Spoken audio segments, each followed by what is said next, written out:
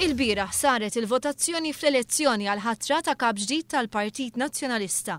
Dan ftit anqas minn xarejn wara li l-Partit Nazzjonalista ġarrab l-ikbar telfa umiljanti fl-istorja tal-politika f'pajjiżna.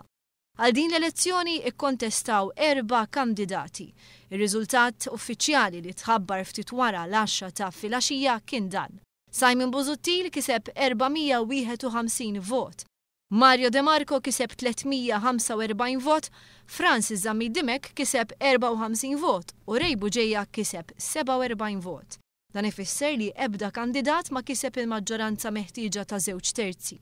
Skont l-istatut, Rej Buġejja issa huwa eliminat u l-votazzjoni se ssir mill-ġdid nhar l-erba'.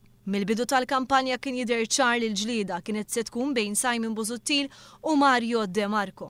Il-magna tal-Partit Nazzjonalista baqgħet taħdem għal Simon Busuttil, tant li sal-aħħar sigħat tal-kampanja Busuttil baqa' jagħmel użu mid-dar ċentrali b'kuntrast ma' Mario De Marco li jagħmel l-attivitajiet tiegħu f'postijiet privati. Minkejja li l-4 kandidati saħqu li t-tellieqa qed issir bejn il-ħbieb, kienu bosta l-kontroversji li nħolqu bejn il-kandidati infishom tul il-kampanja.